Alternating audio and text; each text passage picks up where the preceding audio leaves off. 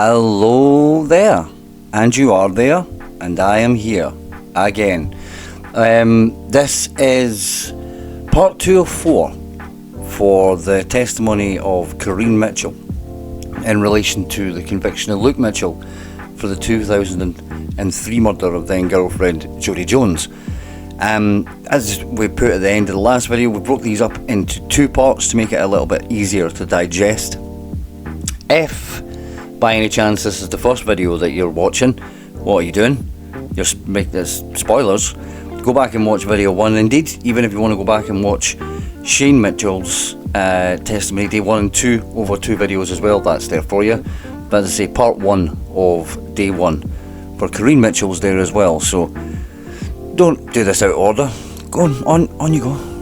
We'll wait. Right, whilst they're all doing that, as I say, we'll get on with the second half of day 1 here. If we want to quickly summarise again part 1, if you guys are just coming back to this video, then really the standout was the amount of people that had identified Luke Mitchell owning the Parker. Now, it's a big bone of contention among Sandra Lean Scott Forbes followers in terms of the existence of it, but really, I mean, Occam's razor steps in at some point. All these people that really are, testifying to the fact that it's there or have said that they've seen him with it, then there's no smoke without fire, really. It's as simple as that. We'll segue from that, actually, a rather good segue. I mean, the log burner in the back garden as well, the signs of smoke from several different angles of where it was coming from. Corinne couldn't be nailed down on that.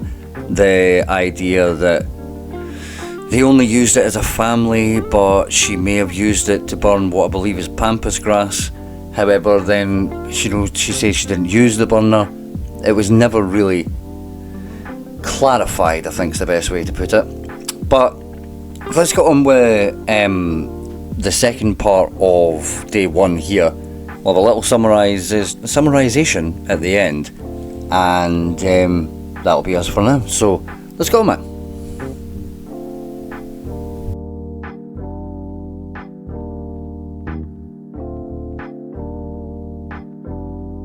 I want to move on to something a little bit different then. When Luke was going out with Jodi, how much pocket money did he get? She says, I put all his pocket money in the bank account for him, and then he got money in between times, worked up at work, and sometimes got paid depending on what he did. Well, let me take it in stages. You put money into his bank account for him, yes. What was the bank account in, was the bank account in your name or his name? And she says his name. Where was it? Where was the bank account kept? What, the actual bank? No, the account. The account in Dalkeith, right. And you would put the sums that were to represent pocket money into that. That's right. And what sort of sums were they talking about? Usually about 20 quid a month, right? £20 a month, sorry, £20, 20 British pounds. Getting a little bit too Scottish there and getting too into my slang. Right, more to see if he worked for me. Alright. And did he have access to that? Yes, he did. And was that the case up until the time he was going out with Jodi? Yes. Now, you were also discussing with me sometimes, I think, the fact that he would do work for you. Yes. And would he get paid for that? Sometimes. And if he was getting paid, would he be given the cash, or would that be put into his bank account? Corinne goes on to say it would change. What sort of sums are we talking about? Sometimes 10. Was it normal to give him the money, or was it normal just to keep it back for him for other purposes? It would depend on what he wanted to buy. Anything he incomprehensible, I put it in the bank for him. I see. So does it follow on from that it wasn't really a matter of him just being given money as if to spend as he liked? It was a matter of you putting money aside for him so he could spend it on particular items. Yes. Such as maybe a phone card or some item of clothing or something that he wanted. Yes. Okay, why not just give him pocket money? Just give him the money himself to have to do with what he wanted with. She says, because if you're handing out £5 a week, then it's just going to go on nothing. So we put it in the bank and leave it for a few weeks, and he's got money to buy a new CD or something.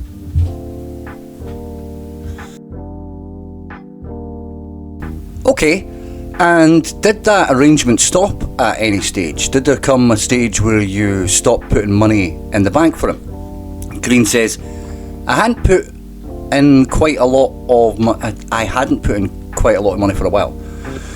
I wonder if you could look with me at production 231. See, even he done it. Look at me.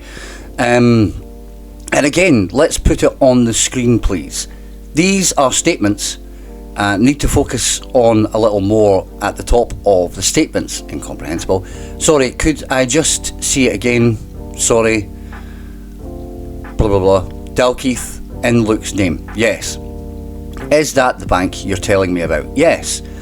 Well, you see, we've looked at this already, Mrs. Mitchell. We've seen that there's no activity at all in the account after December 2002. No deposits and no withdrawals. And she says that's right. So nothing put in there after December 2002? No. Okay. By the court. Except for some interest being added on the 3rd of January 2003. Do you see that? Examination in chief. Continued by the Advocate Depute. I'm struggling to understand what you're meaning there, then. When you tell me that he was getting pocket money put into his bank account. She says he was up until that time. Okay, but I'm asking you about the time when he was going out with Jodi. I possibly didn't make that clear enough. When he was going out with Jodi, was he getting pocket money? Corinne says he was getting money from me, but I wasn't putting it in his bank. Alright. Some money was going into the bank up until, as we've seen, the end of 2002. What's happening by that time is he's going up with Jodi, March or April 2003. What was happening then? Well, I'd paid for his phone cards and I'd give him money in between if and when needed.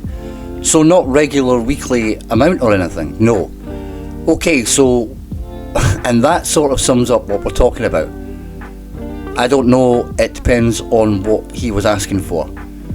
So in this short time we've talked about how he gets pocket money regularly and then suddenly he didn't get pocket money and it's all for phone cards, and yeah, it puts a song in my head. I've when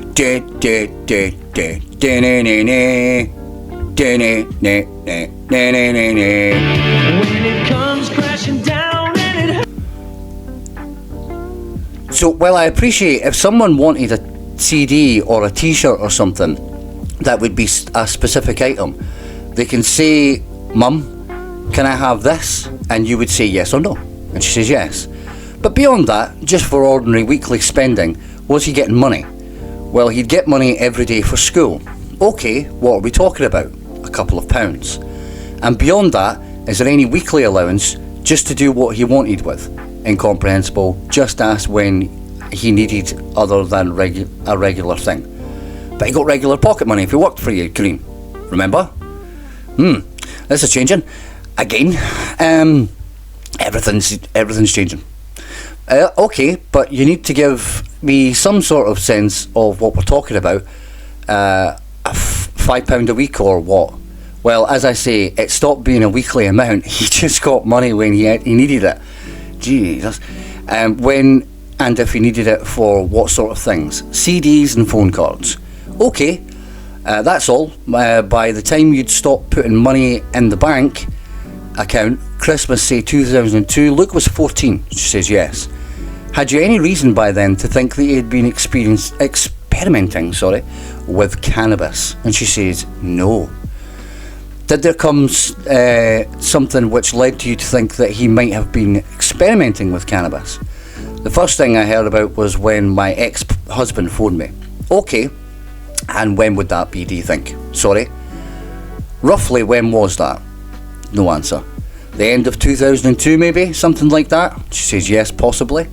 And did you speak to Luke about that? Yes, I did. Approvingly or disapprovingly? Disapprovingly.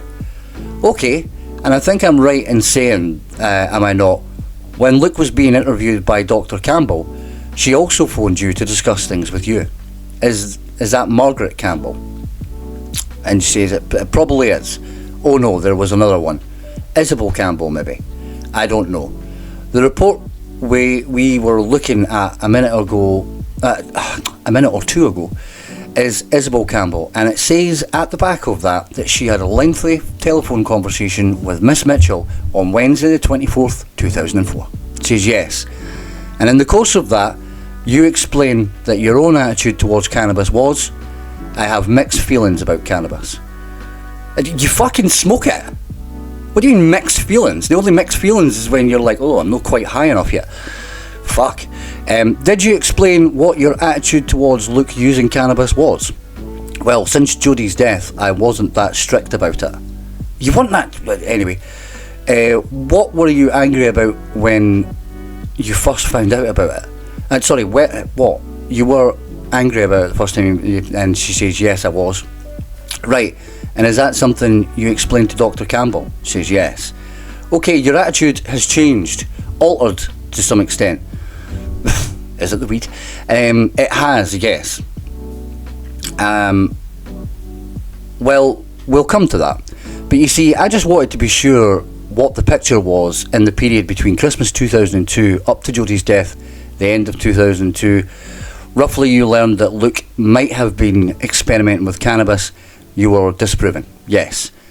And was that one of the reasons why you stopped putting money into his account? And she says, yes. Okay, and thereafter, up until, let's say, June of 2003, did you know whether or not he was continuing to smoke cannabis? She says, I'm suspicious of it, yes. You would fucking smell it. What do you mean you're suspicious of it?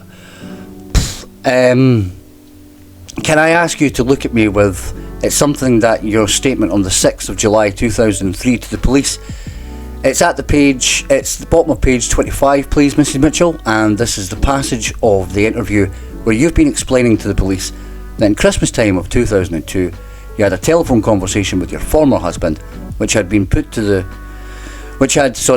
effect that you thought Luke had been smoking some cannabis, and at the very bottom of the page you say there were a couple of occasions soon after that he was caught again, but since then I have nothing to indicate it's ongoing. That's right, says Corinne.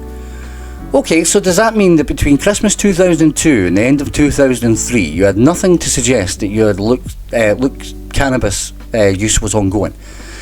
She says there was nothing to suggest that there was nothing to suggest it was. Okay, did you not know that in the early part of 2003 he was buying quite large amounts of cannabis every week? She says, no, I didn't. You didn't know that? Okay. Did you know that he was taking it with him to school every day? No, I wasn't aware of that either. When did you find out about that? About him taking it to school? Yes. She says, as soon as the trial started. Right. So did it come as news to you? She says, yes. Okay, you see, I'm wondering where Luke was getting the money to buy quite large amounts of cannabis every week in the early part of 2003. Can you help me with that? I don't know. You know, say that round about March, April, May, June, where would be getting the money from? Where would you be getting the money to buy? She says, well, I know that I'd put a large sum of money, the sale of his horse, from the sale of his horse. I since found out that he took a lot of it out and just kept it in the house as opposed to the bank. Right. And that's the money I'd gained from the sale of the horse. Okay, well, we'd perhaps better look at that. When was the horse sold? She says, I can't remember. You'll need to help me to some extent. Was it 2003? Was it 2002? Was it 2001? She says it was either 2001 or 2002. So he took out money from a horse sale in 2002 and been using it through 2003. Nah. Bollocks. Okay, and how much was the horse sold for? I put £800 in his account. Now is that, it was 700 or 800, I can't remember. Is that the account we were just looking at a minute ago? Yes. And was there more than that for the sale of the horse? Sorry, was there more than that for the sale of the horse? As far as I can remember, it was £700 or £800. Okay, well, all of that gone by the end of, and it's been taken out of the account by the end of 2002, is that right? Well, yes. Yes, but you're telling me that apparently Luke had taken that money out and kept some of it? Yes. Not in the bank, but somewhere else? Yes. Okay, how much had he kept? I don't know. Well, where are you getting that information from then? I got that from Luke. That's trustworthy. What? You didn't ask him how much? He said he took a lot of it out. Well, what's a lot of it? I don't know. Now, surely you're not discovering that Luke was smoking large amounts of cannabis without your knowledge, getting an explanation from him about where he was getting the money, and not asking him anything about it. She said, I did ask him. I asked him where he got the money. And I asked him where all the money that had gone from his account, from the sale of diesel.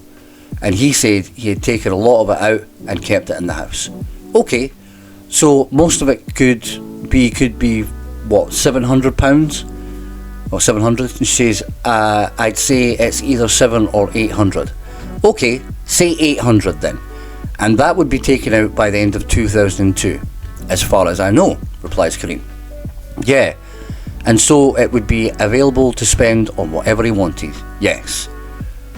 And if he was buying cannabis, let's say at the rate of £100 a week, then he would have some money to do it. And she says, yes. Okay, he could no doubt do that for 8 weeks.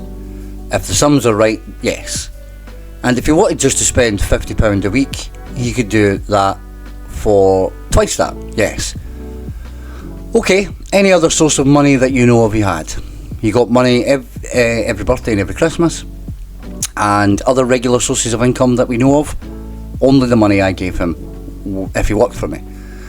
Okay, now I wonder if you would help me by looking at something else. Maybe if you just got it in front of you, you can look at it. It's production 26, the defence production again. We see that in there's a reference to cannabis, and that may be that you know this by now. You see on page 6 that apparently Luke claimed he was using 2 ounces of cannabis a week, approximately in the week leading up to Jodi's death. Do you see that? No, which paragraph? It is the second last paragraph, right. How did you know that was what he said to Dr. Campbell? Now did you know? And she says, no, she didn't. And does that surprise you? It does, yes. Because 2 ounces of cannabis is quite a lot, isn't it? I don't know how measures of cannabis. You know what a fucking ounce is? You never baked in your life.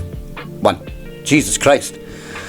But what's that? 2 ounces a week in 2002, probably resin. So you're looking at what, like 90 quid? Probably. You're talking about 45 quid for the ounce, maybe. But that's a good prices, I suppose. It could be slightly over. Anyway, well, we've heard, for example, from experts in the police force that say they've never heard of anyone smoking as much as 2 ounces of cannabis a week. So that gives you some indication of, and she says it's obviously a lot then. It can be a lot, but at the same time, I think that's a bit disingenuous from the prosecution, because young kids, well, it's like a cheap round. If someone's got marijuana, they're all smoking it. It's probably only 1 or 2 of them in the group that have actually got money to be able to buy it. So the 2 ounces, although he's getting through that a week, he is probably sharing a wee bit of that out to his pals when they've not got any, rolling a joint each or some bollocks like that. But that's a bit of a strange question. That's the one bit where I think this falls down. Still a lot money, and we need to know where the money's coming from. But in terms of consumption, I don't believe it's possible. Like I said in the first video I made, I think it was greatly exaggerated, so that Luke didn't look like he was dealing weed. It looked like he was just a heavy smoker. That's speculation on my part, though. I think he was trying to hide the fact that he was dealing. But that's up to yourself to make up, and I'm sure you'll tell me in the comments how fucking wrong I am. So it's a lot, isn't it? It's £100 a week also to buy. Well, £90, but we'll go with 100. Something in that order. Where would Luke be getting £100 a week, every week in that period before Jodi's death to spend on cannabis? Where would he be getting it? And she says, I don't know. Not from you then? No. Okay, we'll come back to cannabis in a moment or two, but let me ask you something else, please. What was your own attitude towards youngsters carrying knives? She says, sorry. What was your own attitude towards youngsters carrying knives? I don't like youngsters carrying knives. Okay, you've expressed that view, I think, to the police a number of times, haven't you? She says, yes. I want you just to see the way you've expressed yourself in that context, if we may. Have you before, please, Production 40? Production 40 is a transcript of a tape-recorded interview between the police and Luke on the 4th of July 2003, and you were present. She says, yes. Okay, go to page 175 for me, please. Because page 175 of the transcript, it is actually you that's talking to the police. You see that, don't you? She says, yes. And what you said, amongst other things, is that he knows, I think that's a reference to your former husband, he knows I absolutely detest and hate knives. Is that right? She says, that's right. And you've explained, I got annoyed any time he gave Luke anything like that. I got very annoyed. That's got suspect written at it. I think we're probably looking at different bits. The bit I'm looking is 3 or 4 bits down. It's got mother beside it. She says, I got annoyed any time I think a reference again to your former husband. He gave Luke anything like that. I got very annoyed. Mine says suspect. I think mine's is supposed to be... I think that mine is supposed to say mother. Well, mine certainly says mother. By the court. This is a page that the jury had blanked out. Yes. Well, obviously, you talking, isn't it? It's obviously you talking, isn't it? She says yes. Yes, okay.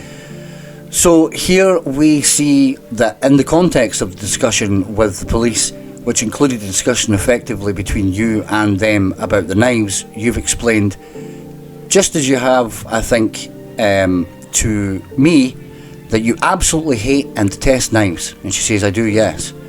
And you got annoyed if, for example, your former husband gave Luke anything like that. Yes. Okay.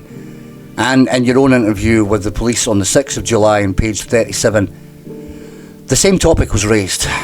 Back to 156, page 37 of this, please. 6 lines down from the top. Luke knows I don't like knives. Do you see that? She says, sorry, what was that? We're looking at page 37. Yes. We're looking at 6 lines down from the top.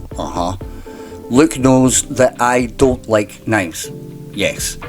Okay, a little bit further down, 10 lines down, there is a comment that begins, knows my thoughts. That'll be Philip. I think is your former husband? Yes. And Phil knows my thoughts on knives, but I do remember something being mentioned about a knife, and it's said that it was at Phil's, I think, when Phil mentioned it. I take it it's going to be Phil.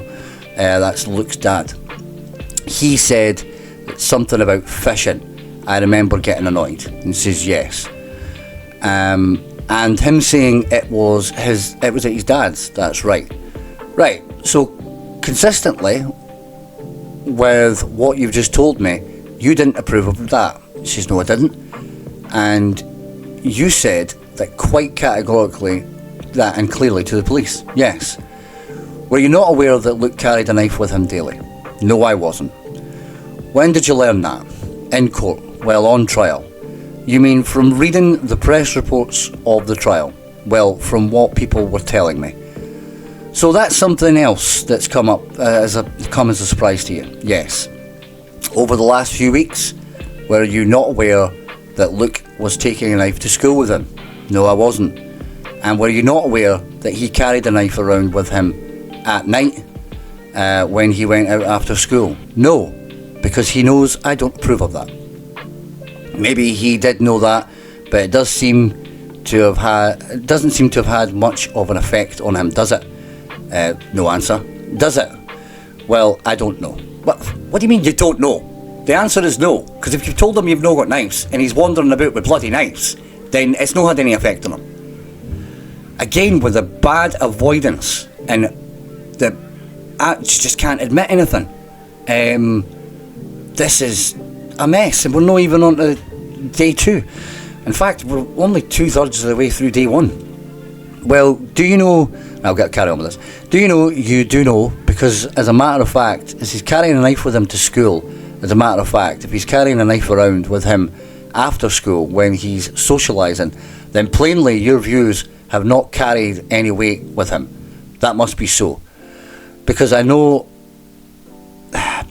know it's to cut cannabis. Right. Put a pin in this, and I'm stopping here now because I've had many a discussion with people about this.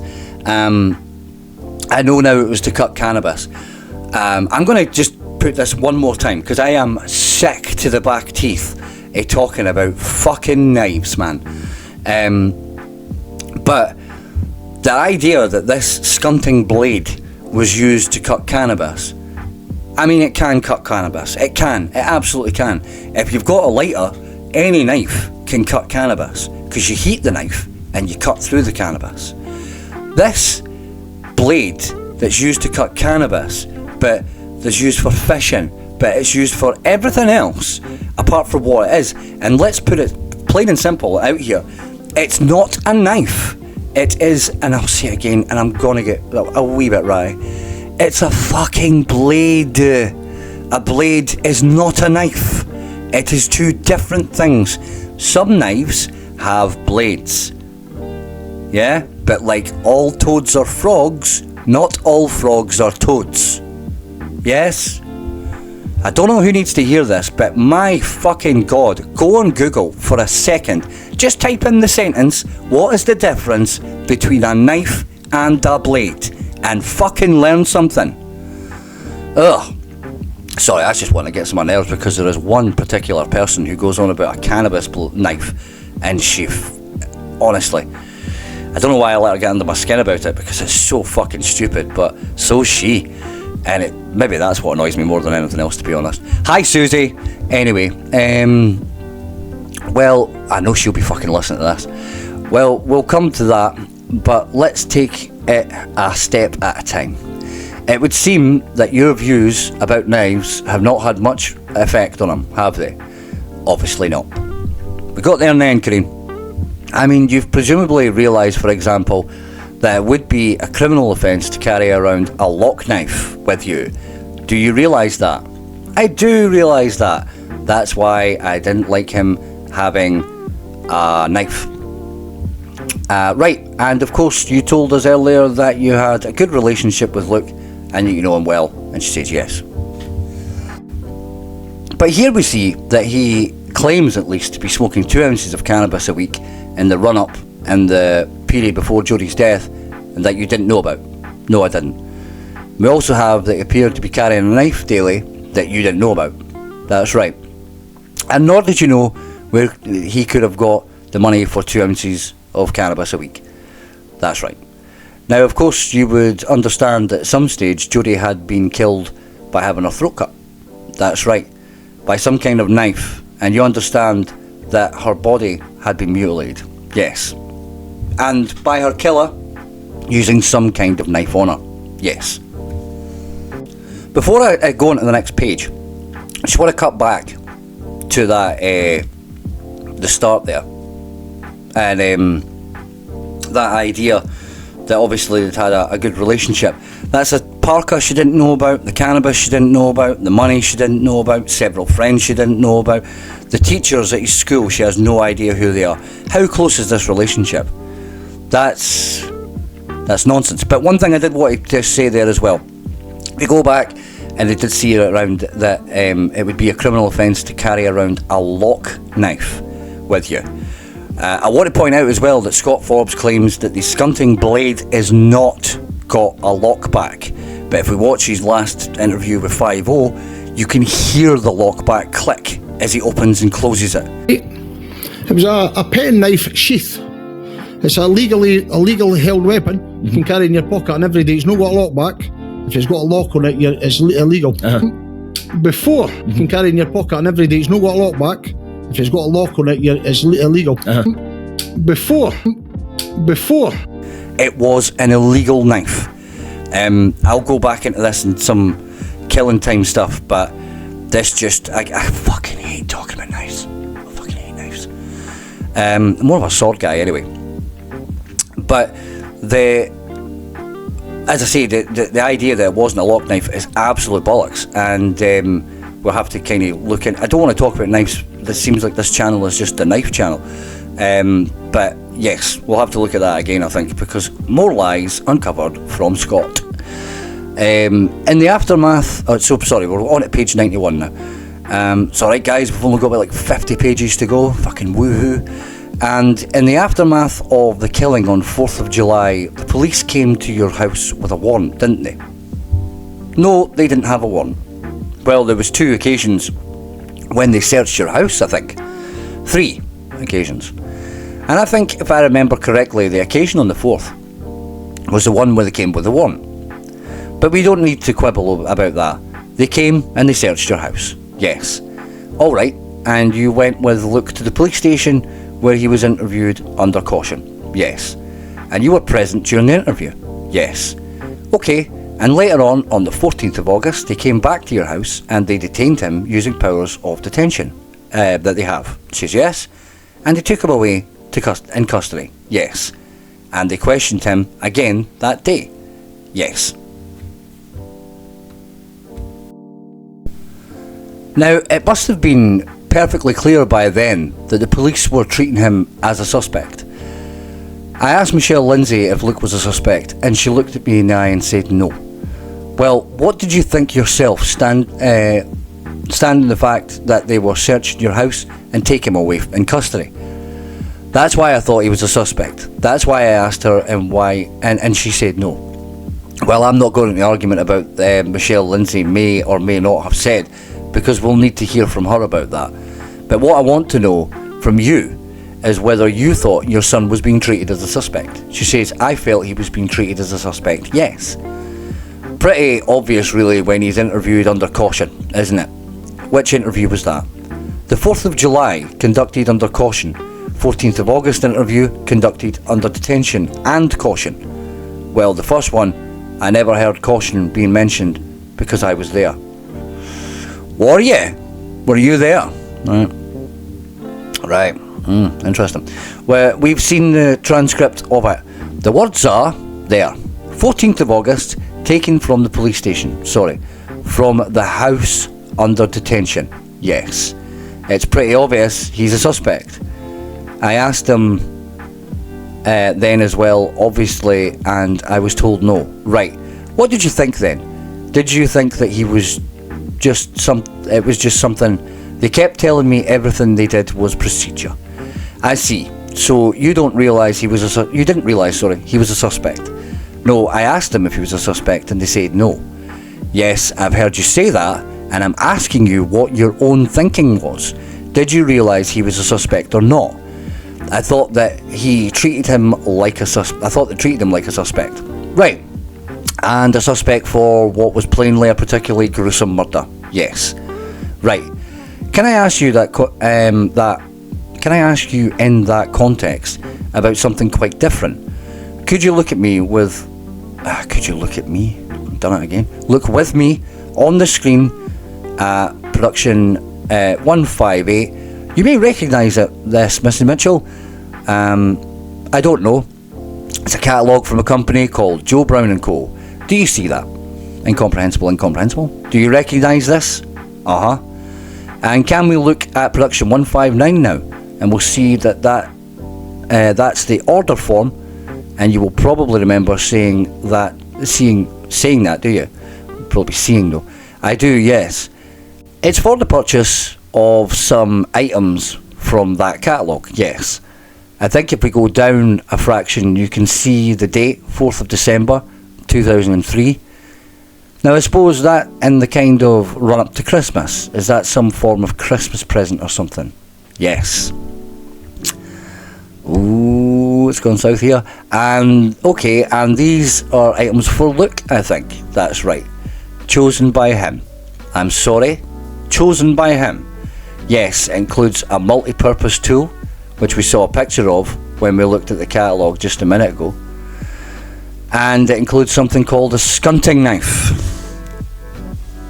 Yes. Can we just see the picture of the catalogue and the skunting knife? It's probably incomprehensible. I think it's on a different page from the one we looked at. Here we are. Examination chief continued by the advocate deputy. Yes. Are we to understand you bought this for Luke? Yes. As a Christmas present? Yes. Do you not see the reference there in the catalogue? Not for sale to under 16s. I didn't see the reference, no. Okay. Have you changed your view about knives at this stage? He needed a knife to go on camping excursions with a friend of mine. Alright. And I kept the knife when it was camping. He only got it for trips, and I kept it when he came home. Now let's just stop here for a second, because this is all going to get a bit confusing. We are now on to talking about what? A new knife bought in 2003. Not the knife that you carried around about at school. That knife is a brown handled skunting blade, and it's still missing. So that's just before this gets any more confusing. This knife has been bought at Christmas is a new knife. The knife that he was carrying about at school before the murder has gone. It's gone. So we'll have a look at that one in time, if we may. But can you just answer this question? Had you changed your views on knives at that stage? No. You hadn't. Okay, so this was something that Luke needed. Yes. Needed for what purpose? He went on camping excursion with a friend of mine, but he also had to cut wood and cut this and cut that, and he needed a knife. You're not using a knife to cut fucking wood. Well, what kind of fucking knives are you buying for camping trips, man? Bloody, I would say machete, but that's it's technically a knife, I suppose. Anyway, I see. And when did he go on these camping excursions? A couple of times. Well, when? I can't remember exact dates. Well, give me an idea, roughly. She says, well, I know one of them it was very cold, and another time it was very windy or raining because they had to cut it short. Man, you can camp out in the rain, guys. Jesus Christ, grow up here. Well, you see, the date of the purchase was early December. Was it before or after that? I'm not sure. Well, you'd hope after it, eh? Because you wouldn't have the knife otherwise. Well, maybe we'll get a clue by inquiring into the nature of the discussion that you had with Luke about this. Why did he want this? He must have said something to you about it. There had been discussions, yes. Well, tell me what he had said. Well, I can't remember the exact words. Well, something like, Mum, I'm going to be going camping. I will need some things. No. Okay, I'll try again. Mum, I have been camping. I found out that I didn't have all the things I needed. No, I don't recall that. No. Can't do much more. You'll need to help me now. Well, I saw the knife and I said, what's the knife for? And he said, camping excursions. Camping excursions? Yes. Okay. In winter? Yes. As I say, it was very cold. Right. They're survival type trips. I see. They're not happy camping type trips. I follow. Survival trips that they had to cut short because it was fucking raining. Anybody want to make sense of that? It's a survival trip, but we've cut it short because it's fucking wet outside and I go, but it's not raining. What a month's on the ground. What the fuck? Honestly. Has any of you guys read this? Say it in the comments. Has any of you guys read this and made any sense out of this? I've read through it a couple of times, but skimmed it because I'd like to make these a wee bit more reactionary. But that one I missed on the it's a survival type trip, but they cut it short because it was fucking raining. Oh. Right, anyway, sorry, carrying on. We're on to page 98. By the court. When you say you saw the knife, you saw it in the, I believe that's catalogue. Yes. Continued by the Advocate Depute. And had he been on any of these survival courses by the time he was asking for the knife? Says, I think he had been on one. He had been on one, right. So he seems to have managed okay on that one. Incomprehensible. To do what? Well, to cut things. What things? Well, he had to make a fire, so he had to cut bits of wood. You'd have to cut bits of wood. That's what your fucking foot, you step on. You break wood. You never built a... Well, you don't use your fire, do you? Trust me, you don't need a goddamn knife. Camped plenty times. Did I have knives? I actually did. I'll freely put this out here. I had several knives, and I had a butterfly knife as well, which is highly illegal. And I'm not going to, defend myself on that. I thought I was a cool kid because I had BB guns and stuff like that. But at the end of the day, did I need that knife to cut wood? Nah, no. I thought it was a cool guy because I had a fucking knife, and I wasn't. I was a fool, because those things are very dangerous. And I did cut myself a fair few times with it, but I was able to spin it around my fingers because it was cool as fuck. I was a fanny. But anyway, carrying on.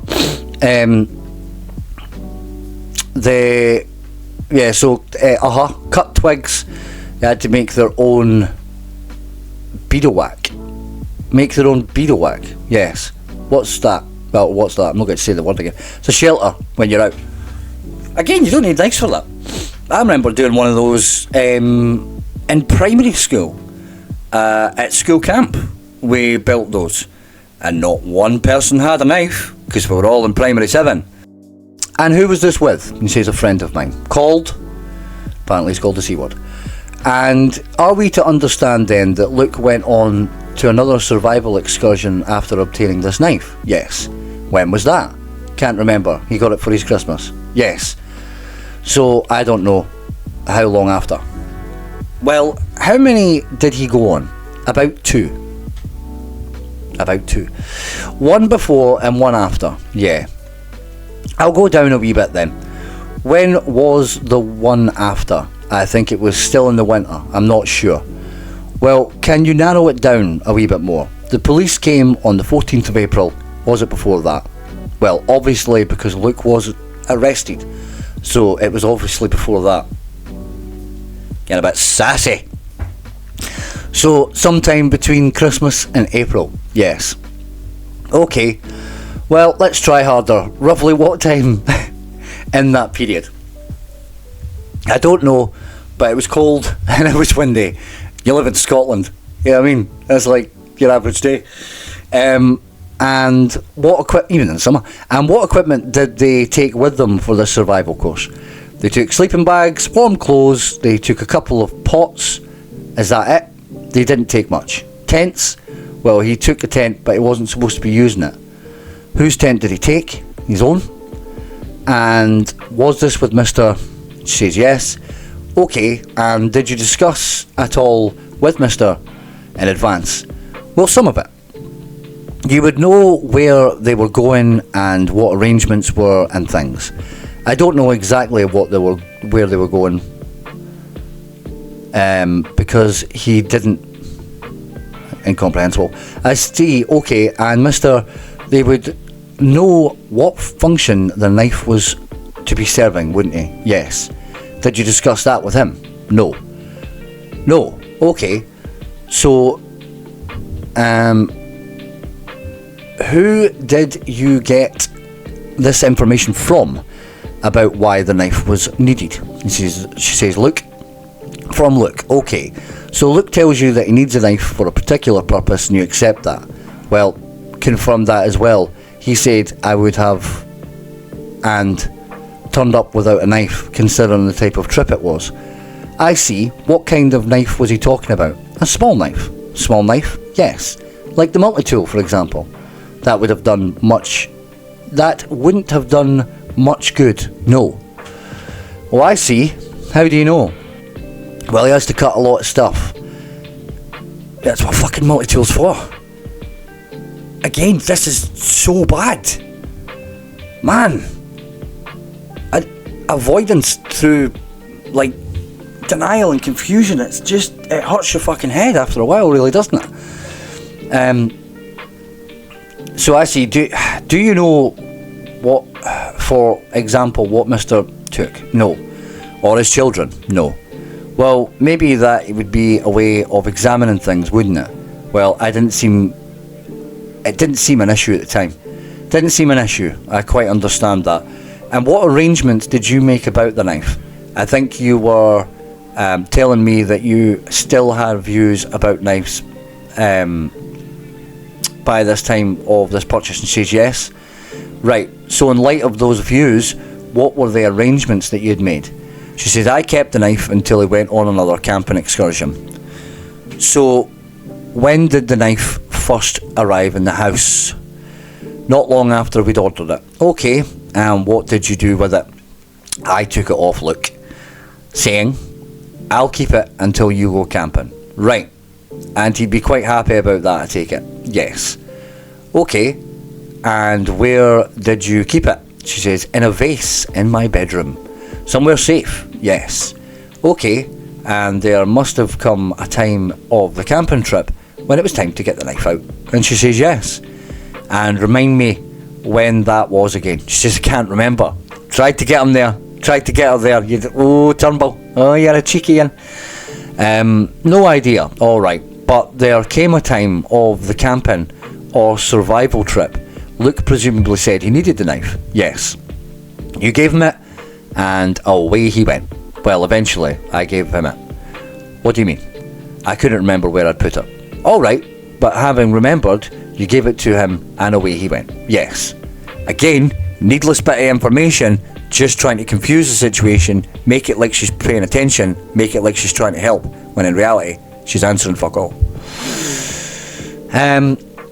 This is simple psychology, and anybody willing to look at it can see it. I can't help you if you're not. It's an overnight trip, is it? Or is it a weekend trip or what? I think that was the one they had to cut short because of the weather. You know, during the survival, terrible weather, you can't survive. You need to go home. So, go and come back on the same day, yes. What did you do then? I took the knife off him. Give me the knife back, Luke. I'll be looking after that. Yes. And where did you put it? I put it in my bag. Okay. And why go into these arrangements? Why were you wanting to look after it? Because I didn't want him carrying a knife. What do you mean carrying a knife? Sorry. What do you mean carrying a knife? I didn't want him going out and about carrying a knife. What on earth made you think he'd be going out and about carrying a knife?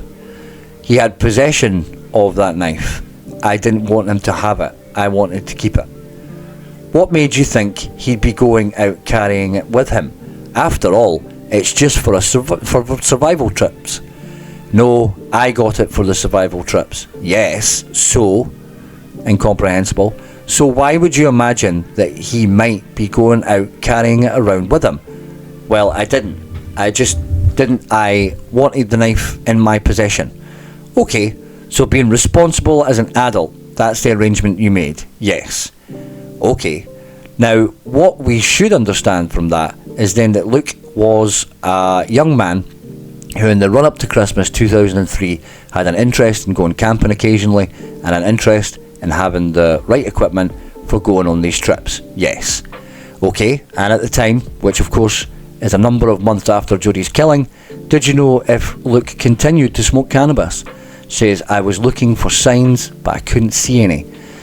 You couldn't see any. Now, what sort of signs were you looking for? Incomprehensible. Anything else? No. And what was your conclusion? Incomprehensible. Taking it. So still taking it, I imagine? Okay, it's just you see that, as you probably know, in the report prepared by Dr. Campbell, the page after the one we were looking at, there is a note that Luke appears to have claimed that after Jodi's death, his consumption of cannabis escalated considerably to the extent where he was using 4.5 ounces of cannabis a week. I'm sorry, where are you?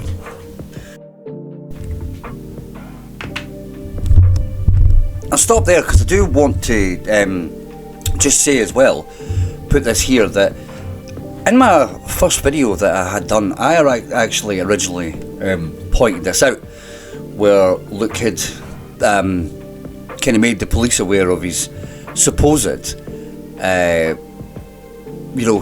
usage of weed, smoking dope, and the amount of ounces that he had a week. On the Keeping the Record Straight video, which again I will go back to and do because Sandra Lean's just a liar. She laughed this off. It was ridiculous. It was all the rest of it, but this was actually Luke's own words, not mine. So the idea of trying to laugh off somebody pointing out something that was said by the the guilty party, absolutely ridiculous. As again, I don't want to get too much into this because this is an update thing, this is a killing time thing, not a transcript thing, but the amount of stuff that Sandra Lean has twisted from Luke's own words and just flat out lied about is ridiculous. Like Mr. Forbes with the police the phone data. So moving on though, the last bit of this page, I'm on page 7 at the third paragraph. It's in the middle of the page. Following the death of Jodi Jones, Luke Mitchell's consumption of cannabis escalated considerably to the extent that he was using 4.5 ounces of cannabis weekly. See that? Yes, I see that. He denied experiencing any significant adverse effects from this. We should assume that he would also come as a surprise to you, and she says yes. So, unlike Shane, who says that the drugs cause problems, Luke didn't suffer with smoking 4.5 ounces. You wouldn't even have time to sleep, man. That's a lie. So, okay, you see, 4.5 ounces of cannabis would cost something in the region of 150 or so a week. Do you follow? I suppose by bulk you'd probably get a bit cheaper, but I wouldn't say it was 150, I'd say it was slightly more. Not only that, but it has a rather large amount, you'll understand that. It's a rather large amount, she says yes.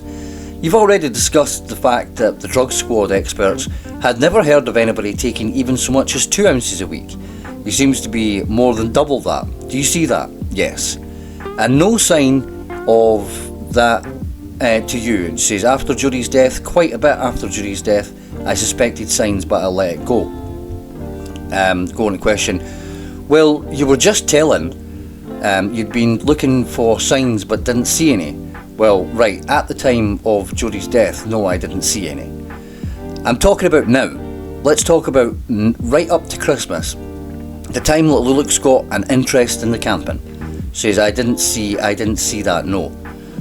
You see, 4.5 ounces is either a claim that's true or untrue. Do you follow that? Yes. If it's accurate, then it would represent something in the region of about 600 cannabis reefers a week. Do you see that? Yes. Wow. So now 600 cannabis reefers a week is plainly an extraordinary amount, isn't it? I think so, yes. We can look at the number of different ways, but it comes to something like 90 a day. Do you follow that? Now, how do you suppose it would be possible to consume 90 reefers a day? I love the choice of the word reefer, by the way. I don't think you could, says Corinne. I don't think you could either. Finally, something we agree on. Now, I mean, after all, we're talking about someone who is at school as well at the time, are we not? And she says yes. So if you take out the equation school hours, it's a ridiculous concept to think that smoking 90 reefers a day out of school hours, isn't it? You'd think so, yes, says Corinne. Right, and of course, that's not to even begin to contemplate the sort of effect it would have on the individual. And she says, I think you'd notice. Yes, you would think that. You would notice for one thing. She says yes. And you might think that someone who was interested in smoking that amount of cannabis wouldn't have an enormous amount of interest in other outdoor pursuits, would you? No. Well, that's not really true, to be fair.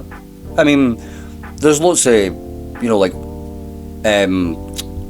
kickboxing, jitsu-do, judo world champions and things like that who are all regular weed smokers. So it doesn't make you lazy. Being lazy makes you lazy, I think. But that's regardless. That's just different people doing different things.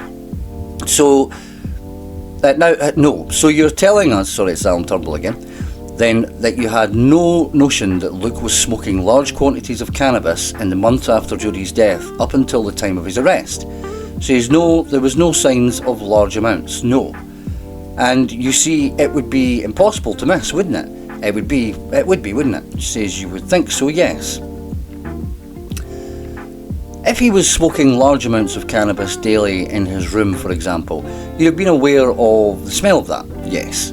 Right, and of course, there's also a question of the money. I mean, where on earth would a 15-year-old be getting £150 a week to spend on cannabis? She says, I don't know. Right. Do you know, and it's someone's name, yes. She was a friend of Luke's and Jodi's, wasn't she? Yes. We've heard that knew that Luke was getting the knife that's shown in the catalogue. Do you understand that? Sorry. We've heard that knew that Luke was getting a knife which is shown in that catalogue. There is every possibility, yes. And we've heard what she said to Luke about it. She thought, using her own language, that it was pretty inappropriate. Do you understand? She says yes. But Luke comforted her, by telling her that it was only for cutting up cannabis. Do you follow? Yes. So that doesn't seem to be the same explanation as he gave to you. Well, he was hardly going to tell me that he was cutting up cannabis, was he? All right, I see. So does that mean that he was going to be using it for cutting up cannabis and you just didn't know? Well, he couldn't use the knife for cutting up cannabis because I had possession of that knife. So then, Corinne, why did you use the excuse a paragraph before that he wasn't going to tell you he was cutting up for cannabis, was he? If it wasn't true, that's not a reasonable answer. The answer would be, I don't know why he gave someone else a different answer. It was there for fishing trips. I had possession of it. But you didn't. You tried to work your way around an excuse. It's a really bad liar. Really, really bad liar. Right, so that would seem a rather curious comment then from Laura Whiteman. Sorry, that's not blanked out, but we know who they were talking about now. I've mentioned Laura in the past. I don't really know that much about her. I'm sure she's out and about. If she wants to reach out, go ahead. You know where I am. Says, well, I don't know. I wasn't aware of the conversation. Okay, but in any event, that's not what he told you. And if any such suggestion had been made to you, you'd have said, well, you're not getting it. Certainly. If he had told me that it was for cutting up cannabis, he wouldn't get it. No. And this idea that such a great parent and always looking at... I'll go on at the end actually, we're not that long ago. Yes, but what I'm wondering, so this is Alan Turnbull, what I'm wondering about, you see, is why in any event he would need a specifically ordered knife to cut up cannabis. Do you understand that? I don't know. I wasn't aware of the conversation he'd had with, and that'll be Laura, I suppose. Yes, but move on from that. Why would you need a specifically ordered knife to cut up cannabis? I don't know. I mean, for example, there must have been some domestic knives in your house, was there not? Yes. And if it's right that Luke was using cannabis all the way through 2003, right up to Christmas, then he might have been cutting away quite happily with some other knife. Possibly, yes. Right. Well, is there any other explanation? Well, it wasn't that knife.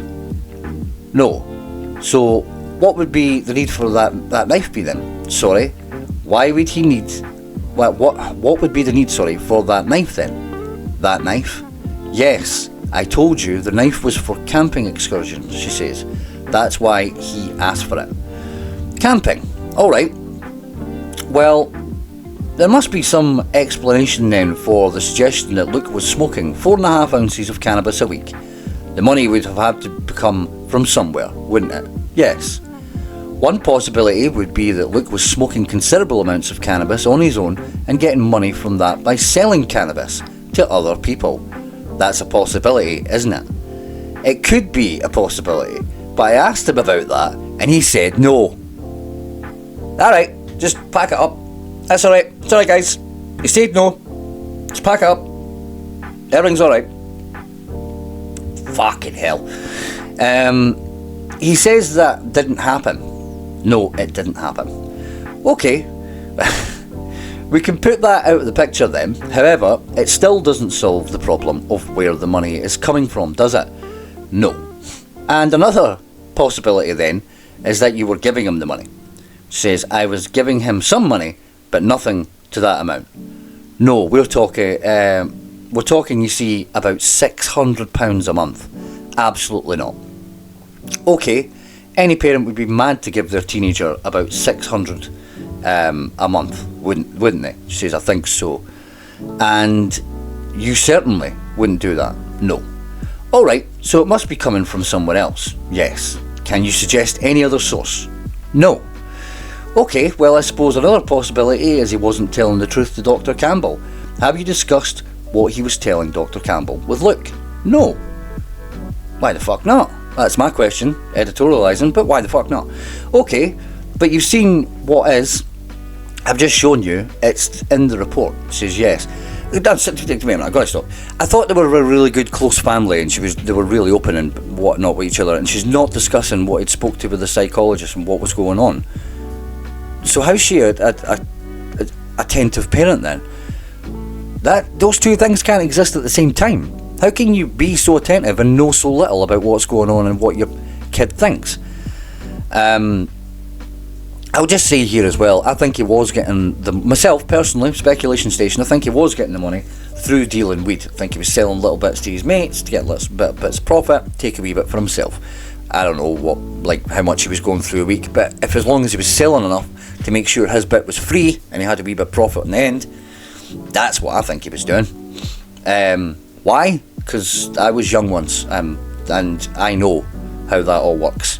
I'm not as dumb as Sandra Lean and Scott Forbes like to make their cult out as. So, the report was prepared for the benefit of his own defence. Yes. You shot yourself in the foot there, guys. Yes, so there is no explanation then as to where the money from the cannabis came from. No. So it's a strange line of defence to say, look, he was that upset he was smoking 4.5 ounces of weed a week, but we're not telling you where he got the cash. That's a very strange defence. Because Luke, sorry, I'm talking again, I'll just keep on editorialising. Let's just keep reading this and I'll stop commenting. Because Luke told you he is not selling it and you're not giving it. So we're just left in a quandary. I don't know where it was coming from. Now, you don't know when you have young children and you'll have experience. Now you know when you have young children and you'll have experience of this, and you face them up with something obvious that they've done wrong, that they've broken something, that they have taken something that they shouldn't have, had. Is your experience that sometimes they just say, I just don't know, even though it's perfectly obvious what's happened. They can do that, yes. Yes. Are you not indulging in that a little bit yourself at this stage, Mrs. Mitchell? I don't know where that amount of money would have come from, because I certainly didn't give it to him. That's it, Corinne, just fucking double down, pal. Jesus Christ. Can you not see how your answers are pretty terrible? Well, sorry sir, but let me continue to give you the same answer. Well, you see, it only really leaves one possibility, doesn't it? Possibility that he's selling it. I don't know. You say, incomprehensible, you say he's told you that that's not the case. Yes. And you believe him on that? Yes. I don't. Well, what's your explanation for where it's coming from then? If you don't believe him in that it must be coming from somewhere else. Obviously. Where is that, please? Sorry. Where is that? Where is that coming from? I've already told you, I don't know. Okay, so we're never going to get to the bottom of that. No. Come on, man. Honestly.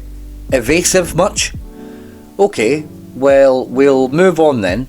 What we've also seen is they appeared to be two different explanations as to why Luke wanted the knife at Christmas time, 2003. There is explanation he gave you going camping, and there is explanation he gave with Laura. Yes. Okay, can I suggest another reason to you as a possibility? Can I suggest to you that Luke wanted this particular knife as a replacement? As a replacement for what?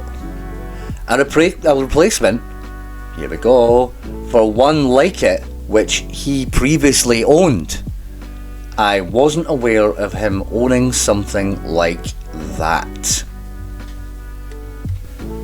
Not long ago, guys, page 116, we're getting into the chat about knives, and I'm just going to put this here before we really get into it. This is the knife that I've been talking about, and this is what we're going on to talk about here. This is exactly what I've been saying from the start, and I didn't have any transcripts. How's that? Why do the experts not know the truth? Well, they do know the truth, they're just fucking lying about it. Scott's chat about knives, Jesus, honestly, who's still falling for this shit? Says, are you sure? This is back on the discussion about the knife, which was before they bought the knife at Christmas. So are you sure? And she says, not that I'm aware of, no. I mean, he previously had one that was very, very similar to that, didn't he? Where? Before Jodi's death, he denied it was very, very similar to that, didn't he? I'm not aware of that. You don't know of that? No, unless his father gave him a knife. I just fucking blame everybody else. It's not me. I don't care about it. Well, did you know of Luke having a knife like that before Jodi's death? She says, I can't remember one. Alright, but the knife that you bought him, which we're looking up in the photograph here, had a pouch that came with it. Yes. Okay, and did he not previously have a very similar knife with a very similar pouch? Pouch was a multi-tool thing. Well, I'm talking about a knife and a pouch like that. Did he not previously own a knife with a similar pouch to that? She says, I can't remember, I don't know, I don't remember seeing one. He might have had one at his father's. I don't know. You don't know much, do you, guy? No, sir. He's not to your knowledge then? Not in my house, no. Not in your house? Not that you've seen? No. Okay, you see, we've heard from witnesses who describe Luke as having a knife like this before Jodi's death. Do you follow? Yes. That would be news to you. I can't remember him having one like that. I know he had a scheme do, and he had another one, but not like that. This is, again, give you a wee bit of information, try and misdirect you. Oh, he had this, he had that, but I don't know about this. It's a very, very poor attempt at deflection and lying. Incredibly bad. The same with the Parker jacket. It's like, you know, that footballer that fouls and then turns round to the crowd, all 20,000 of them are wrong. He was right, I didn't do anything. It's absolutely ridiculous. Everyone else is wrong about the faded, remember, faded Parker, which means it was older, and this knife as well. They didn't exist in Corinne's eyes because she was such a good parent as well, and she was so attentive, but she didn't know what her kid was thinking and what he was up to. But this is what we're talking about here, about a knife just like that. Would that be news to you? She says, I can't remember him having one like that. Would it be news to you then? Yes. Okay. We've also had descriptions from some of these witnesses of a pouch that went with Luke's knife. Would that also be news to you? She says, I remember a pouch. Oh, but not that kind of knife that was in it. Alright, I'll come back to that then. Remember, we're looking just a month ago at what you told the police concerning your own attitude toward two knives. And she says, yes. Look at me please with Production 50. At Production 58, it's a transcript of your interview with the police on the 14th of April last year.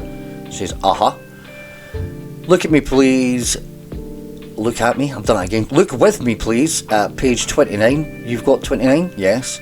In the middle of that page, the police were asking you about knives that you had seen Luke with. Yes. You picked that up there, and she says, yes, he had a Swiss Army knife. Yes, and in the middle of that page you explained to the police, I'm not aware of any other knives. Unless his dad had bought him knives. I don't know. but he won't tell me because he knows I don't like them. Yes, that's right. So even in April, this is your reminding of the police that what your attitude towards knives is. Yes. Okay, on page 46, the same interview, 4 questions up from the bottom, the policeman says, the knives you claim you knew about, I mean, why do you not just stop him, tell him he's not allowed to have knives? Do you see that? Yes. And your answer is, well, I have. Yes. But if I understand things directly, I think I'm supposed to be correctly though. What we're now seeing is that far from telling your 15-year-old boy that he was not allowed to have knives, you're actually buying him one.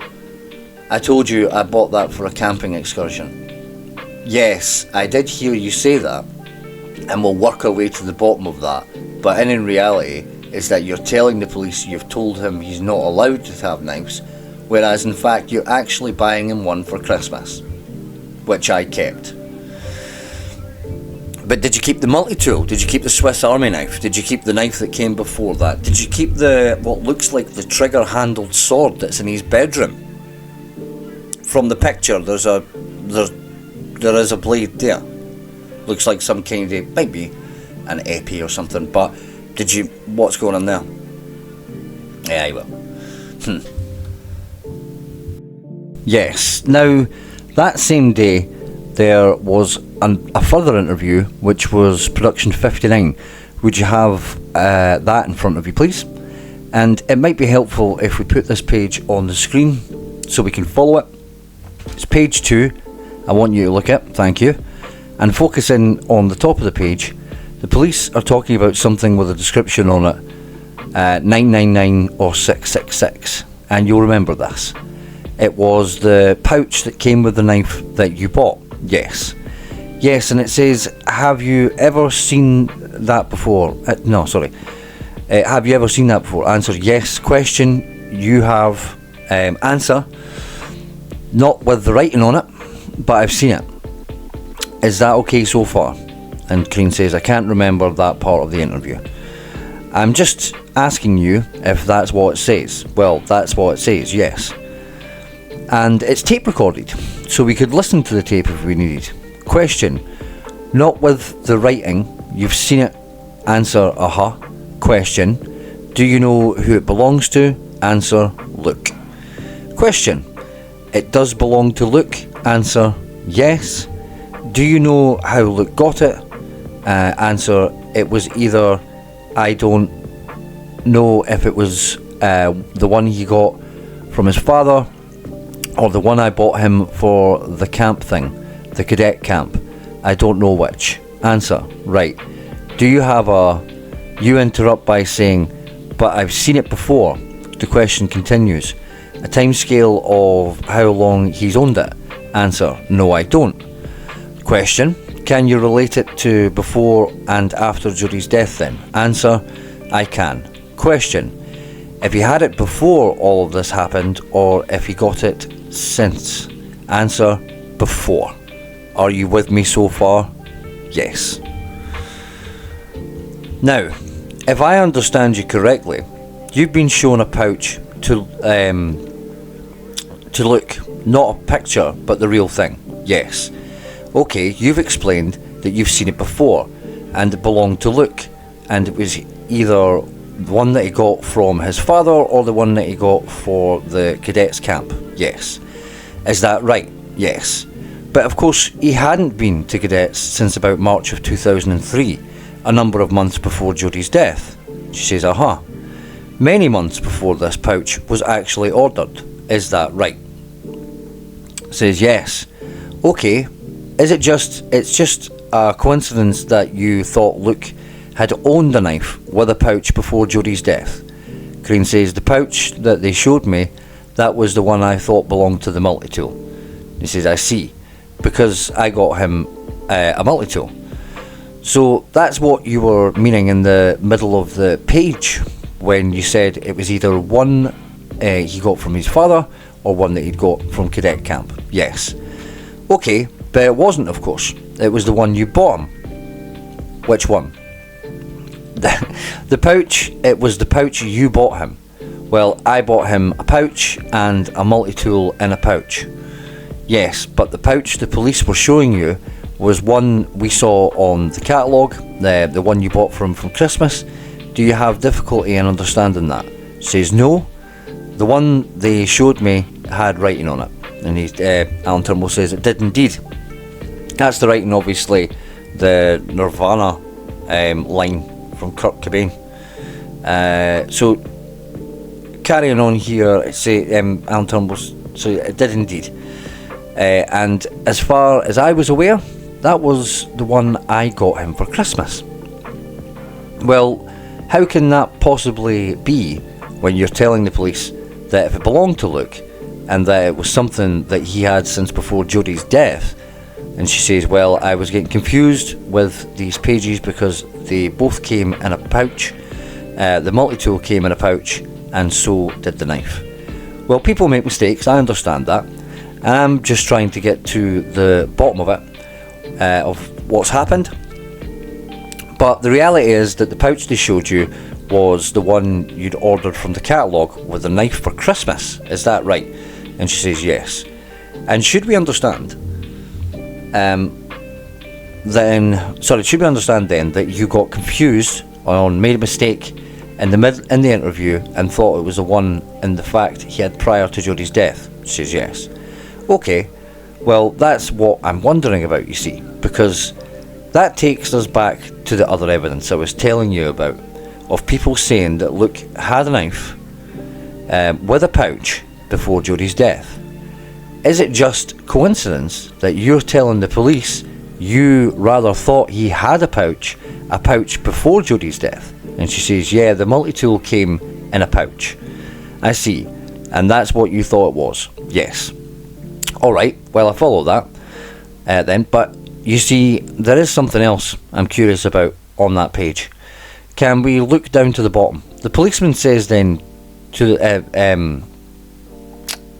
says to you at the bottom, sorry, are you aware of the knife that it came with? Do you see that? She says yes, no, oh yes, got it. The second last question from the bottom, I found it. Are you aware of the knife that came with it? Yes. Answer, I can't remember what it looks like. Well, I couldn't, so that point I couldn't. No. I understand that, because the mistake was continuing here, wasn't it? Yeah, I was getting totally confused with the pouches. Okay, well, it's an easy mistake to make perhaps. This is something you bought him a few months before, yes. Okay, so you see it goes on, right? I've just done research and I'm going to show you a web page off the internet, and it's a Jack Pike Countryman knife, which is appeared to be there over the page. Do you recognise that knife as being the knife that came with that pouch? Now, what the policeman has showed you was a print from the Jack Pike catalogue, which showed both the knife and the pouch. Do you remember that? She says that was the Joe Brown's catalogue. No, well, he showed you a web page with a Jack Pike knife alongside a pouch. That picture showed the pouch lying horizontally with the knife underneath it. Do you follow me? Yes. And you'll probably remember that the blade on the knife was shown open but not fully locked out in the position. It was like an upside down V, and Corinne agrees. Right, and the fish emblem on the blade and the words Jack Pike could be seen on the blade. It says yes. Right, well now, let's read the question and the answer again. Do you recognise the knife as being the knife that came with the pouch? Answer, no. Question, no. Answer, no. Question, is it similar? Answer, I can't honestly remember. Question, no. Answer, no. Now that's what a mess. Now that's what's there, isn't it? And Corinne says yes. Okay, not only does it seem as though you got confused about the pouch when they showed you that, but you also got confused when they showed you a picture of the pouch with the knife. Yes, I did. Okay, are we to understand then that by April you'd forgotten all about buying this Christmas gift for Luke? Says, I had a lot of things that happened since then. Alright, but I suppose you see, we might want to look at that in context, because what you're telling us is not only did you buy that for Luke as a Christmas present, but because of your concerns that you made special arrangements for its care. Yes. Alright, you've forgotten all that about that by April. On April 14th. Yes. On April 14th my head was mince. Maybe, and accordingly you've forgotten about ever buying this knife and the pouch as a Christmas present for Luke. Yes. Okay, but you see, the context doesn't end there, because this is an interview on the day that your son had been arrested. Is that right? Yes. And the interview, amongst other things, was about what you knew of your son's involvement with knives and things that isn't that right? She says yes. And are we to understand that despite realising your son was suspected of a brutal knife killing, you'd bought him a knife for Christmas? It was a very small knife. It was for a specific purpose. Well, you may describe it as a very small knife, but we've seen it for ourselves. We understand it is illegal to possess these and to carry them in public places. It was a pen knife sheath. It's a legally held weapon. Unless you have that for a good reason, and it is it was for a good reason. It was for a camping excursion. I hear that. Are we to understand that you, as a young boy's mother, bought a knife despite the fact it wasn't for sale to under 16s? She says, I hadn't read that part. Alright, I see, a mistake then, but we're also to understand that you made special arrangements for the care of that knife, and she says yes. And by the following April, you'd forgotten all about ever buying it at all. On April 14th, I was lucky if I could say my name, let alone anything else. Alan Turnbull goes on, well, we can see from the transcript how you've conducted yourself, Mrs. Mitchell. We can look at the transcripts of both your interviews, see the fact that you were asked questions, and you see the fact that you answered them, can't we? Yes. So to feign that, you're not understanding or you couldn't comprehend what was going on, but then to be pretty compos mentis through the interview, essentially just shooting that down. And we're to understand that on the 14th of April you'd forgotten all about buying this Christmas present, keeping it in such safe circumstances, despite being shown a picture of it. And she says yes. I see. Would you be surprised, Mrs. Mitchell, if some people found that difficult to believe? I don't know. I don't know what other people are thinking. I can't tell that. I think it's absolute mince. Just, again, going back to the, caring parent, but buying knives for someone who was suspected of killing their girlfriend. There's just... No. Come on, guys. Come on now. But I'm just asking you to apply logic to the circumstances that we are discussing. Well, considering the circumstances I was in, I think you would find it quite easy to believe that I'd forgotten was there. Imagine if you were there or that kind of thing. Okay, I'd forgotten about a lot of things. Okay, well, let's see how matters developed then. The interview concluded, I think, about 20 to 7, yes, and you went home, yes, When did you remember the fact you had bought that very knife that the police were asking about? She says, when I went to the cloakroom. When you went to the cloakroom, how long was that after getting home? She says, I went straight to the cloakroom. Within seconds of entering the front door, yes.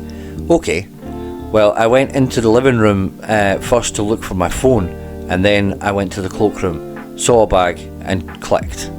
Okay. And how far is your house from Dalkeith? From the police station at which you were interviewed? She says about 5 to 7 minutes. Okay, so say within 10 minutes of leaving the police station, you in fact remembered that the very knife you were looking for, asking you all about, you had bought Luke for a Christmas present, and you knew where it was. No, when I saw the bag, I triggered. Right, okay. and I realised I had the knife. Okay, which bag is that? That you're thinking of. She says, I kept the bag for the dog under her feeding table, and I put it in there. Right. Is it label 623? Is that it? Yes. That's the bag that the knife was kept in. Yes. It had originally been kept in a vase, I think, but you moved it to the bag. Is that right? I'd moved it to another bag which I used for this purpose, and when I got this bag to replace the other bag, I had it in the bag. But remember when it was in her handbag? It was in her purse. Remember? What happened to that? Okay. And where was the bag then on 14th of April? Under the dog's feeding table. Would you look at me at production 3 photograph? Is that you? Yep. Under the table we see in the middle of the photograph, that's it. I kept it right under the table. Okay, with anything else? There was a tin of dog biscuits and there is another bowl. Nothing lying over it or anything. Okay, well, within 10 minutes of getting home, having remembered that, goodness me, in fact, the knife the police were asking about is the very one I bought Luke for Christmas, did you contact the police to tell them that? Corinne goes on to say no. That would be, I'm going to say Nigel, their legal representative there. So she says they came to the house that night. It was the first time I got to see him after Incomprehensible, and I told him I had the knife, and he took the knife. Right. And did you tell the police that in fact you'd made a mistake and you could remember the very knife that they'd been asking you about, and that indeed you had it? I left it, in fact, with... That's Nigel. Sorry, I left that information with Nigel. You gave him the knife, yes. And you told him what you've just been telling us. I said, I remember I've got the knife. But how would you make any sense to him? What did you tell him? She says, because I told them the police had asked me, they'd shown me a pouch and asked me where the knife was. Yes. I said I didn't know where the knife was. Right, so you told him all that? Yes. And then I said when I got home, I realised I had the knife in a bag. And were you concerned about that in some way? Well, I was. What were you concerned about? Because I had said I didn't know where it was and I had it. So you were concerned about perhaps the police thinking you'd misled them? I don't know. I just said I didn't know where the knife was and I had the knife. Yes, I know that, but what's the concern? The concern that maybe the police will think you've misled them or something. And she says, well, I don't know. I just knew that I'd said I didn't know where the knife was and I'd find out I had the knife. It's a really odd avoidance, that one. I mean, you can just say, yeah, I was worried that the police would have thought I'd misled them. It's a strange thing to try and fight against that current. But on to page 134 of 149. Thank you for sticking with us so far on this one. Just to put this here as well, the next one will be a wee bit quicker because I'm going to be recording it as soon as I'm finished recording this one. So, yes, well, it's your concern that I'm trying to understand, you see, because I have to ask you, it's probably pretty obvious, but is the concern that maybe the police would think that you had misled them? And she says, possibly. I suppose the obvious way of resolving that is then to phone them and say, terribly sorry, I've actually made a mistake, and the knife that you were telling me about, I found. Well, I told Nigel about it, and he said that he would take the knife, leave it with him. But you see, I can hear you, but when I'm pointing out is that there is an obvious step to take to resolve the concern, which is namely, pick up the phone and tell the police. Do you understand? I wasn't wanting to talk to the police anymore that night. He says, okay. Next day, no. Next week, I wasn't wanting to talk to the police ever. Next month, no. Do you ever tell the police that in fact all along you had this knife? And she says, no, I gave the information to Nigel and left it with him. So, well, Nigel says again, but anyway. Did he tell the police? She says, I don't know. Well, now come on. You do so. Do you know whether he told the police? Sorry? Do you know whether he told the police? Corinne says, I don't know whether he told the police or not. Well, did you ask him anything about that? Did you say to him, what should we do about this? Will we tell the police? I gave that. I told Nigel about the knife. I gave Nigel the knife, and that was it.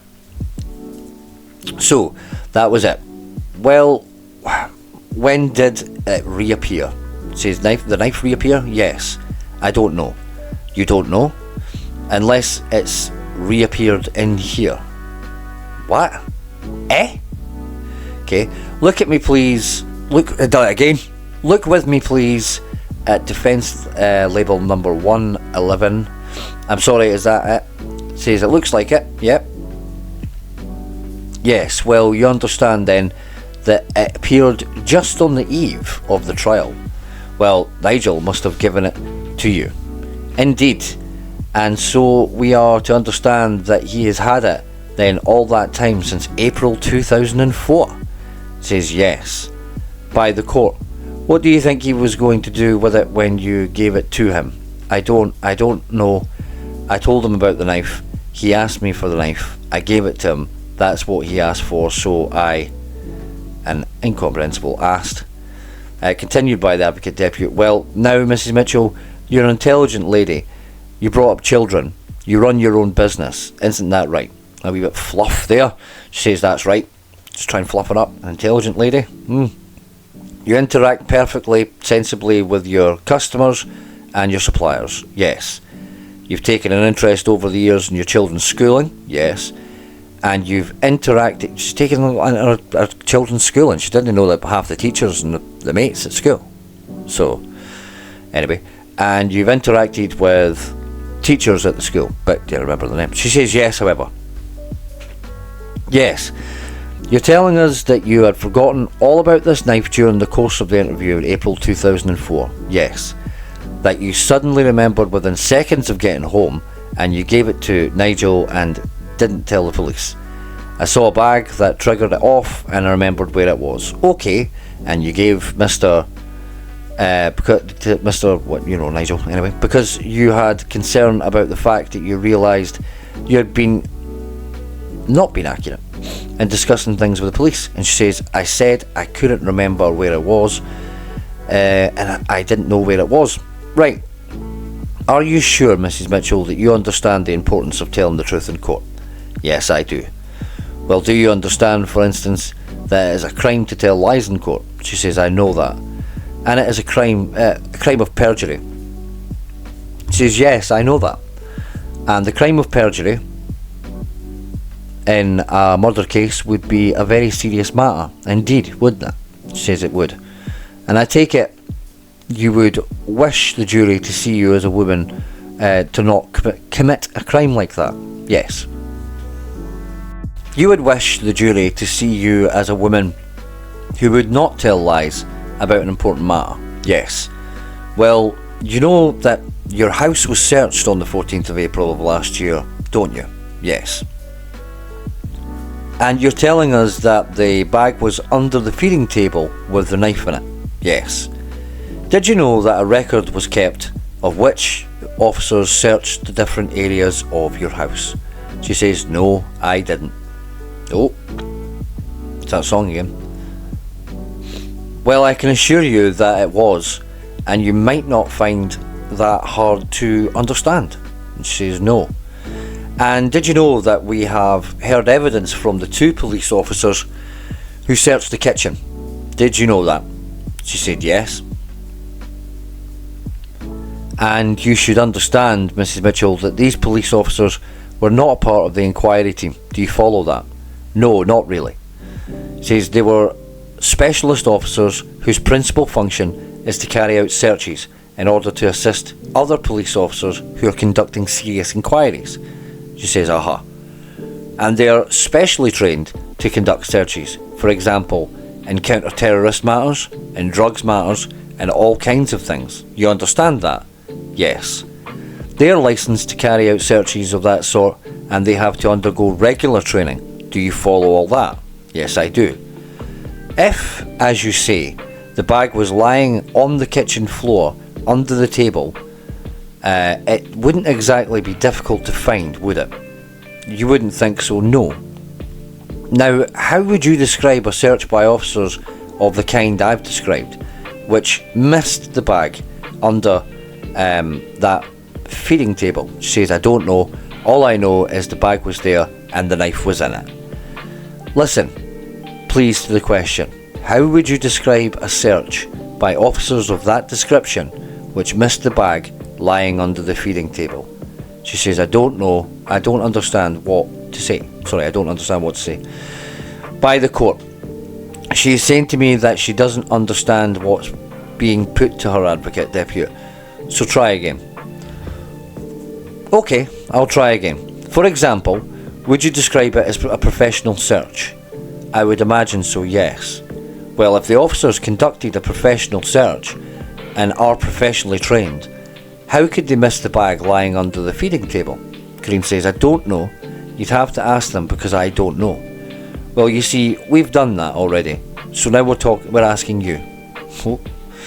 Well, I don't know. The answer is I don't know, because that's where the bag was, and that's where the knife was. Yes, you see, if these police officers conducted a search of your kitchen and didn't find the bag, you could hardly describe it as professional a search, could you? Well, I went through to the kitchen, walked through, went underneath the table, and the bag was there, and the knife was in the bag, because I never removed it from there. I know, that's what you're saying, Mrs. Mitchell. What I'm doing is, you see, is trying to explore with you whether that can be possibly right, sorry. Oh, lost where I was, sorry, give me 2 seconds. Because you see, in court, we don't always just accept what people say. We explore it, and we test it. Do you follow that? Yes, I do. So, would you describe a search by trained police officers which didn't uncover a bag sitting open view under the table? She says, well, they must have missed it. Insufficient. Would that be a way of describing it? Corinne says, yes. Complacent. Would that be a way of describing it? And Corinne agrees, saying, I think so. Useless. Would that be a good way of describing it? Sorry. Possibly. Well, you see, we need to wonder for ourselves then if it can possibly be what happened. And one way of looking at that would be to look at what else they did. Because they took away a whole load of other stuff from your house, didn't they? Yes. Quite hard to imagine then why they would just ignore this. Well, it's quite hard to imagine why they would take a plastic garden squirrel as well. That's something they've taken rather than something they've missed. Quite hard to imagine why they would take a whole load of stuff and just choose to ignore a bag that's lying under the table, isn't it? I don't understand. No, for example, did you know that they went through the foodstuffs in your cupboards? No, I didn't know that. But you would expect that from a professional, competent search carried out by experts, wouldn't you? Corinne says, you'd expect so, yes. And, right, so since you've done that, can you conceivably understand why they would just ignore a bag lying under the table? I never understood how they worked that. Was the third time my house had been searched. Do you know that one of the police officers who searched your kitchen even put his fingers through the dog food to check if there was anything there? Why would he do that? To make sure there was nothing in the dog food, nothing hidden underneath it. Well, why would I put something in the dog food? It's an explanation, Mrs. Mitchell, of the professionalism of the search. It's an example of the lengths that they went to. Do you follow? Putting your hand in a food dish that a dog would eat into, why would I hide anything in there? She'd choke. Oh my God. I follow. It's maybe not a great place to hide something, but it's an example of the lengths they went to. Don't you understand what I'm saying to you? She says, yes, I understand what you're saying. just arguing the case for the sake of it. Alan Turnbull goes on, and sorry, I'm editorialising myself there. And despite going to these lengths, they pass by a bag that's sitting under the table. She says, well, I can't answer what they've done or not done. Okay, let's put it another way then. Would you be surprised if some people found it difficult to believe that the knife was in the bag you say it was and that the police didn't find it? She says some people could find that difficult. Some people would find that easy to believe, would they? Mr. Finlay didn't say that. So the examination in chief, I see. Alright. You see, there really are only two alternatives here, Mrs. Mitchell. Either, on one hand, the police searchers failed to look inside an obvious bag which was an open view, yes. And that's what you seem to be saying, yes. Or the alternative is that you're not telling us the truth about where the knife came from. The knife was in the bag. I can hear you say it, but what I'm looking for is an explanation. I can't give an explanation, says Corinne. All I know is when I got home, I remembered where I put the knife, went to the bag, took it out and gave it to Nigel. Okay, so you don't think that you're disagreeing with me then? There really are only these two alternatives, aren't there? Possibly. Can you think of any others? No. Okay, now if you're not telling us the truth, then the knife must have been hidden somewhere so secret that the police couldn't find it. And she says the knife was in the bag, it's not a secret. Either that, or it was hidden somewhere outside the house. And she says it wasn't. Mrs. Mitchell, if the police officers who gave the evidence in this court about the search are telling the truth, then it is clear, isn't it, that you can also be telling the truth. She says, I'm telling the truth. Well, Mrs. Mitchell, isn't it becoming clear that you're not telling the truth about the bag and there is no other things that there are other things that you've not been telling us the truth about? She says no. For example, you've not been telling us the truth about the fact you completely forgot when you were being interviewed on the 14th of April that in fact the picture the police were showing you was a knife you'd bought Luke for Christmas. You're not telling us the truth about that, are you? She says, I'm telling you the truth. You just decided you couldn't tell the police about that during the interview. And she says, no, that's not true. Well, I want to put it that into its proper context, because on the 14th of April, when the police came to your house, they arrested your son, as we know. They also detained you, didn't they? She said, detained and arrested me. Yes, and they interviewed you as a detained person under caution. Corinne says yes. And the offence which they interviewed you about was attempting to pervert the course of justice by making false statements to the police in the course of their investigation into the death of Jodi Jones. She says yes.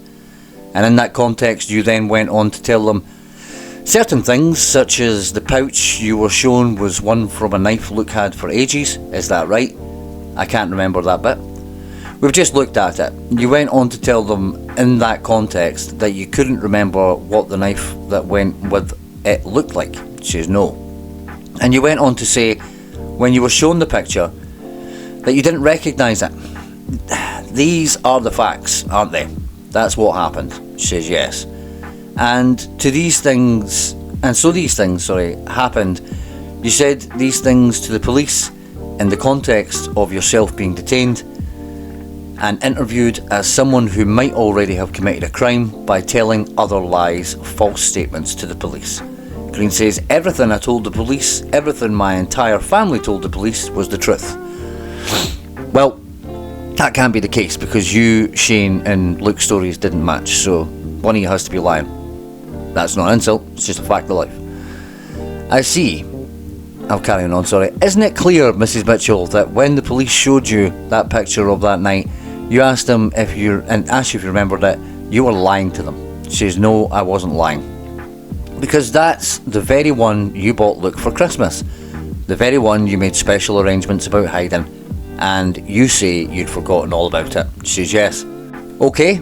And then by chance there's something else happens. This is difficult to understand.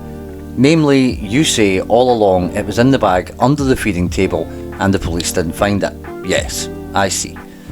The Advocate Depute then, I'm not sure, my lord, when you plan to sit this morning, I'm going to move on to a different chapter at this stage. So Lord Nimmo-Smith says, well, if it's one you don't expect to be finished in the next 10 minutes, we might break now. The Advocate Deputy replies, I won't certainly. It's a little bit detailed as well as it happens. So Lord Nimmo-Smith says, yes, well, we'll break now. Ladies and gentlemen, and it's incomprehensible, but Mrs. Mitchell will be here for 10 o'clock tomorrow. So that's the end of day one. Let's do a quick wrap up and get this finished. So there we go, that's day one all wrapped up. Leave some comments here, guys. What do you think of this mess that is Corinne Mitchell's testimony? The last point there that we kind of spoke about, or Alan Turnbull questioned about, a lot of issues there in terms of the search itself. The idea that the police didn't find that knife when it was in such a simplistic place and they went to such extremes as putting their finger through dog food. I don't believe for a second that that's the case. And I think Corinne Mitchell knew that was... I mean, I don't know where the knife was hidden, but that is just bollocks.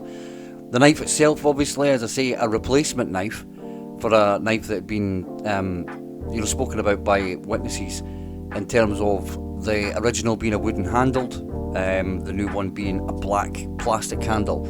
So, what else did you guys think? Obviously, we've got the parka there. Plenty of people testifying to the fact that that existed. And just down to one simple thing as well, which is kind of a big one, really, at the same time. Corinne Mitchell states that she did have that, relationship with Luke where they spoke to each other and they were close. But we'll go over it again. She didn't know about the parka, she didn't know about the knife, or couldn't explain them. She didn't know any of his teachers, hardly knew any of his friends. There was a lot of questions in there where she didn't know. She didn't know what Luke done. She didn't know what Luke had. But the one that kind of sticks in my head is the bank, the money. The idea that she had no idea where he was getting what would have been 150 quid, for weed. There's so much into that. You can't be the all-caring, all-involved mother and yet be able to answer none of these questions. The fact is as well, she answered questions about specifics in terms of conversation that she had with Luke on that day. Now, she could remember the conversation, but she couldn't remember other details. I just find it really, coincidental, I think, is the most polite way I can put it. But at the end of the day, I think, that I don't believe a fucking word of this. I honestly think that I always thought that Shane Mitchell's testimony obviously nailed Luke to the cross in terms of his alibi. But his mum's not a good look for him. His mum's a terrible liar. She can't keep track of what's going on. And when we go into day two, you'll see a wee bit more of that as well. The log burner one, obviously, maybe if I burned pampas grass, but I didn't use it, but we only use it as a family. All that stuff. It's just absolute nonsense. So, what do you guys think? Leave a little comment for us, and what do you think of day one? Day two will be up soon enough, and I've also, as I say, got some killing times coming up. I'll say it just now. I have a killing time coming up where I'm going to be speaking to some ex-admins for Sandra Lean's group. There you go. That's what's happening.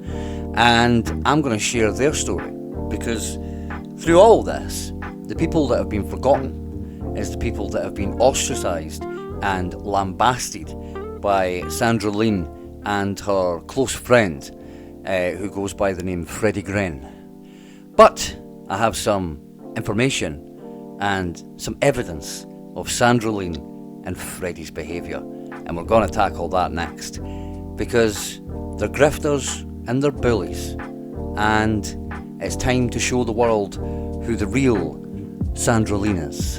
However, that's all for this episode of Transcribed. Part 2 of 4, Corinne Mitchell. We'll get into day 2, and that again will be split up into 2 parts, because look at the length of these things. However, subscribe if this is your first bunch of videos that you're watching. And if this is the first video you're watching, why do you not watch part 1? You savage. Subscribe. Follow us on X. I am on Facebook. I'm terrible at it, I say at the end of every video, but I am going to be getting back into it soon, because that's helped network with a lot of things that I'm doing right now, to be honest. So As I say, leave a little comment. Do not be a Derek. Give us a little sarcastic thumbs up. And of course, enjoy the rest of your day.